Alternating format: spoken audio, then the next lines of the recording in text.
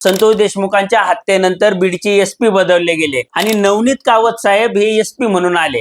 आता नवनीत कावत साहेब हे कार्यक्षम अधिकारी म्हणून जरी परिचित असले किंवा ते कोणताही भेदभाव न करता सर्वांना न्याय भूमिकेतून बघतात असं जरी सांगितलं जात असलं, नवनीत कावत साहेबांच्या हाताखाली जे अधिकारी आहेत म्हणजे PSI आहेत, PI आहेत किंवा पोलीस कर्मचारी आहेत, ही सगळी बॅच ही वाल्मिक कराडनं त्याच्या सोयीनुसार आणलेली आहे। त्यामुळे हे खालचे अधिकारी वाल्मिक कराडच्या टोळीला वाचवण्याचा प्रयत्न करतायत असं अनेकदा दिसून आलंय। आता पोलिसांच्या या अकार्यक्षमतेमुळेच महादेव मुंडे प्रकरणातला सर्वात प्राईम सस्पेक्ट आणि मुख्य संशयित असलेला गोट्या गीते हा फरार झालेला आहे। म्हणजे मकोका लागून सुद्धा हा आरोपी फरार झाला आणि विशेष म्हणजे तो व्हिडिओ शूट करून सोशल मीडियावर अपलोड करतो, तरीही पोलिसांना तो सापडत नाही। ही पोलिसांची अकार्यक्षमता आहे।